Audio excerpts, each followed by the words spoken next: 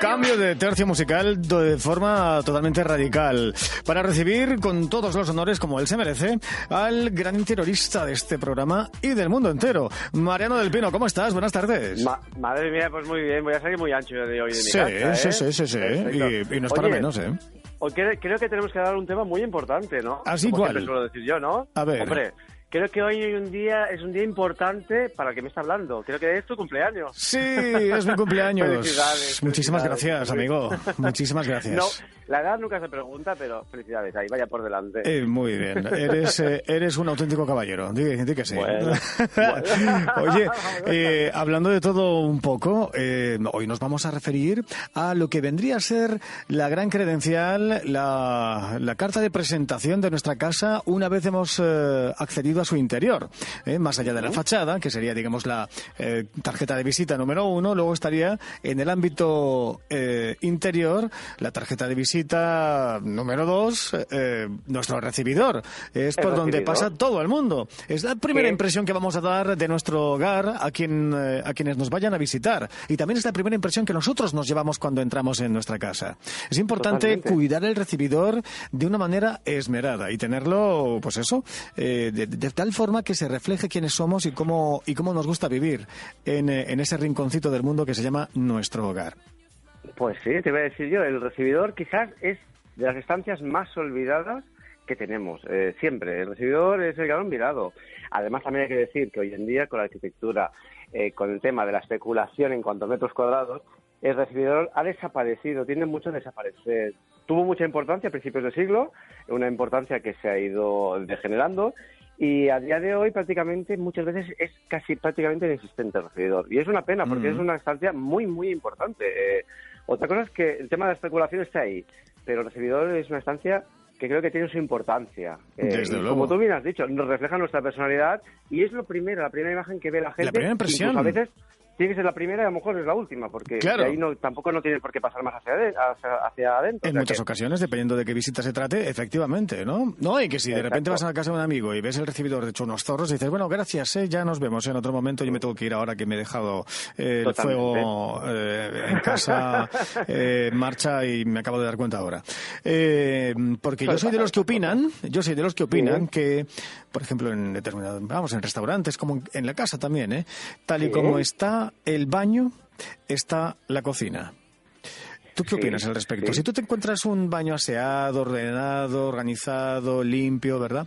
Ya te puedes imaginar que la cocina estará igual. Y eso, si vas a cenar o a comer a ese sitio, pues mucho mejor tener esa impresión. Si de repente te encuentras el baño de cualquier manera, asquerosillo, así, con mugre por todos lados, y en fin, piensas automáticamente, madre mía, que la cocina está igual. O me voy directamente, sí. Yo soy una persona muy maniático del orden. No es un TOC, pero sí que es una manía.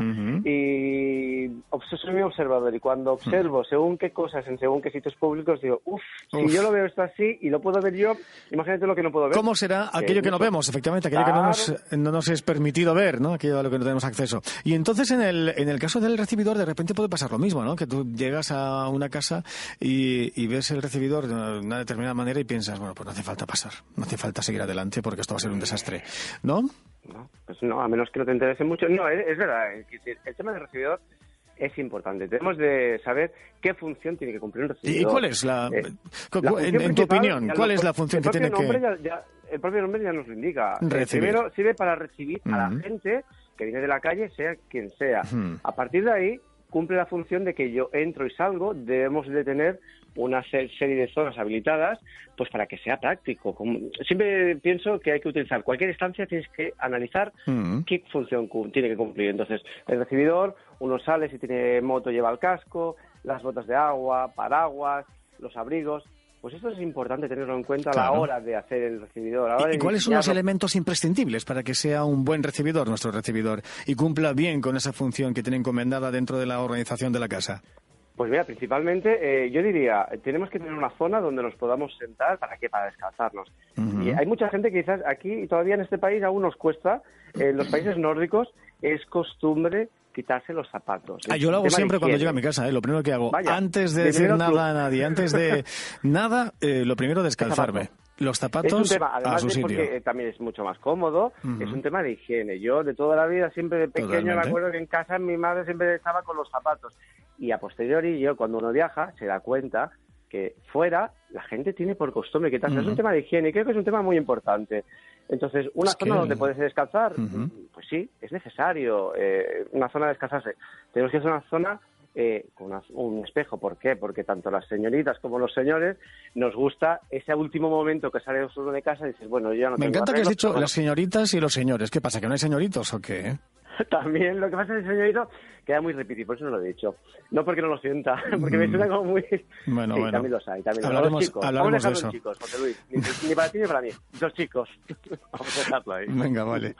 Eso, venga, los chicos. Me tienes que mandar fotos de tu casa, ¿eh? Porque eso tiene que pues ser, mira, tiene que ser un referente para cualquiera, esa casa. Casualmente van a aparecer ahora, aparecemos por las redes, una rehabilitación que he hecho que es bastante buena, tanto de interior, exterior, paisajismo, todo hecho por mí, y vais a poder ver exactamente, yo os lo pasaré para que lo podáis ver todos los oyentes. Mariano del Pino, busquéis por internet y ahí vais a ver. Muy bien, pues me interesa mucho, pero también me interesa mucho saber cómo es tu casa. No la que no una que tú hayas rehabilitado, una de la que tú te hayas encargado del interiorismo. No es una casa al uso. Sí, te seguro que no. No es una casa al uso. Muy bien. De formación profesional. A ver si va a ser aquello de en casa de herrero, cuchillo de palo. No, ya te digo yo que no. Vale, ya te digo que no. Vale. Bueno, porque mi profesión es mi pasión y es mi vida. Entonces, te lo llevas a tu casa también, a tu ámbito personal. Sí, no sé si es bueno o es malo, es lo que es. A mí me fascina. Muy bien. Mi profesión me encanta. Muy bien. ¿Por dónde estábamos? Ahora ya yo como tengo esta manía de descolocarte. Bueno, pero sí quiero que me digas que cuántas escenas de iluminación son necesarias para que el recibidor sea un recibidor como tú lo querrías tener. Mira, mínimo, hablemos de dos. Una escena principal, porque es la que yo entro, salgo, viene, por ejemplo, el de la luz, mira usted el contador, en el caso de que tengas el contador dentro de casa, para cualquier, una principal, y después tendríamos que tener una secundaria con una iluminación mucho más tenue, que incluso podríamos dejarla encendida si estamos en casa, una como mínimo dos. Menos de dos, yo creo que no. Hay gente que normalmente suele tener una escena. Bueno, pues es muy pobre, una escena es muy pobre, sinceramente. Entonces, mínimo dos. A partir de dos nos empezamos a entender. Muy bien. Oye, ¿y es buena idea incorporar muebles de contenedor, muebles de este tipo que pueden llevar cosas dentro, ¿no? Por ejemplo, los zapatos. Hablábamos antes de los zapatos, pues por ejemplo los zapatos o lo que sea, en un espacio como el recibidor. ¿Eso es una buena idea? Pues yo te diría, más que buena idea, debería ser obligado. Claro. ¿Por qué? Porque lo que estábamos hablando antes, cumple función. Yo salgo de casa, cojo el abrigo, cojo la chaqueta, las botas de agua, el paraguas. Entonces, ahí es muy importante tener una zona de contenedor, un armario contenedor. Igual que he dicho que a día de hoy, por el tema de los metros cuadrados y como está el tema de la especulación urbanística, los recibidores casi tienden a desaparecer.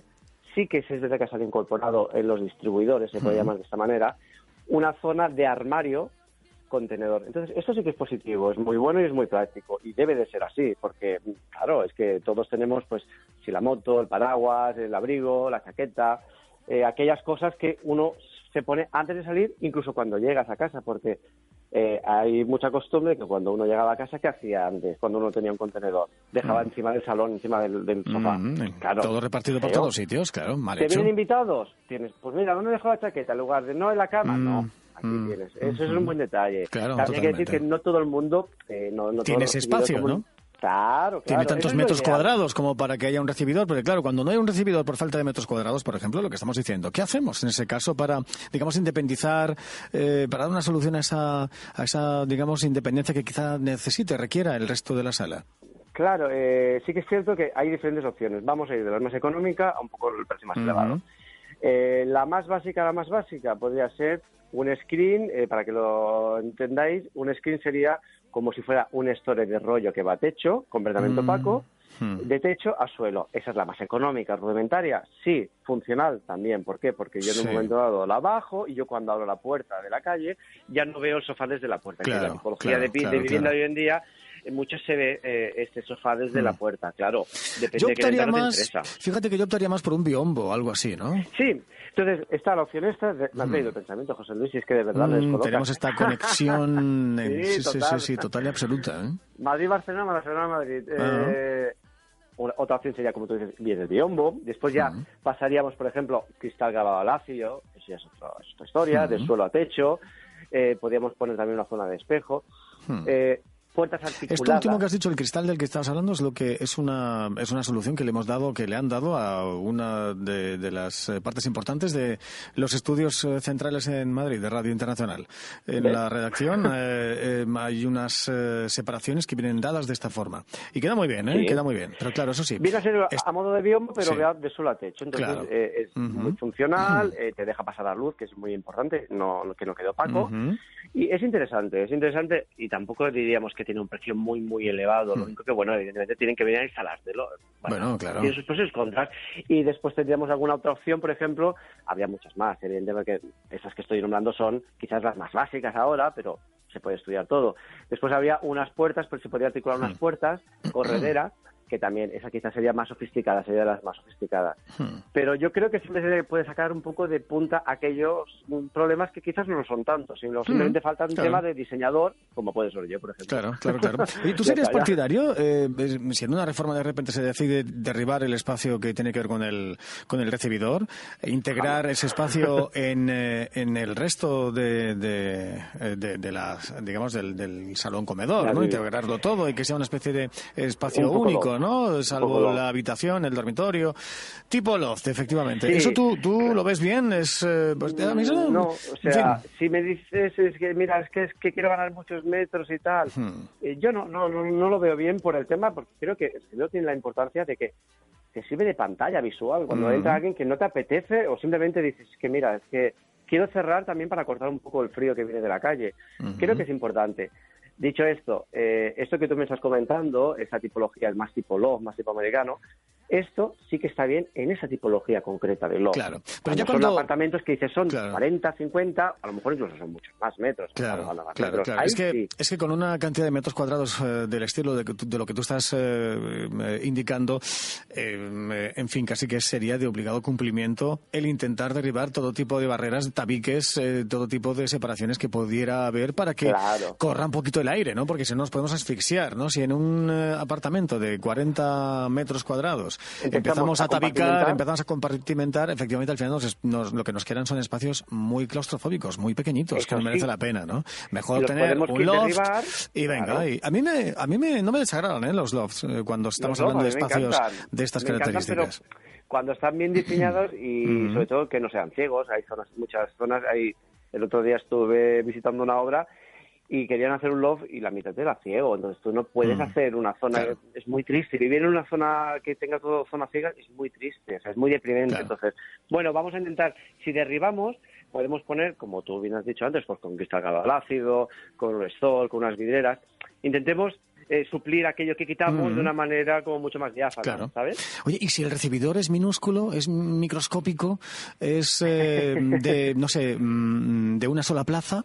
¿Qué hacemos para darle un poquito más de sensación de amplitud a ese espacio? Bueno, aquí podríamos jugar, punto número 1, la iluminación es básica e importantísima. La iluminación debería de estar, como los techos, como son espacios pequeños, ya damos por hecho que van a ser blancos, lo damos ya por hecho.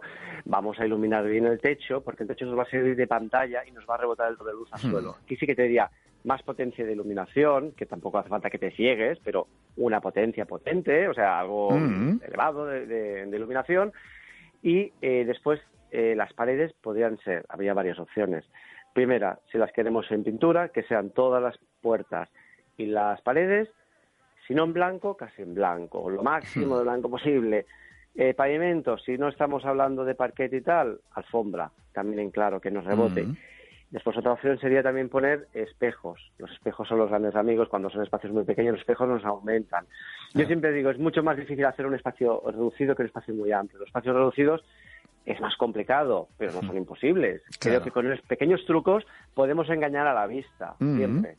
Creo que se puede engañar, y cuando el espacio es grande, cuando tenemos un recibidor muy grande, ¿de qué manera le podemos sacar más partido del que sería digamos, lo esperable? Ese es el sueño de cualquier interiorista. Cuando tenemos un espacio, en planta tenemos un recibidor tengo tanto espacio que no sé qué hacer con él. Bueno, pues como tengo mucho espacio, vamos a pensar tema de butacas, por ejemplo, butacas.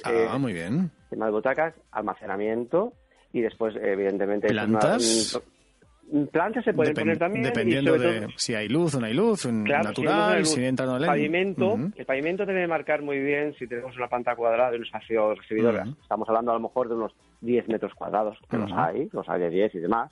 Entonces, ahí sí que debemos de marcar la zona de la entrada con un pavimento diferente al resto de la vivienda, para marcar que es la zona de la entrada. Es una zona noble, vidrieras, una buena iluminación central. Claro, yo digo, eso es lo ideal y lo idílico, lo que, no es lo que todo el mundo tiene. Lo que aprendemos las tardes de los martes contigo, Mariano del Pino, interiorista. Muchísimas gracias. Que te vaya bonito, que tengas una muy buena semana y hasta el martes que viene. Apaga muy bien el pastel. Gracias. Adiós. Adiós. Ahora noticias. Son las 7:06 en Canarias. Son las 7, las 6.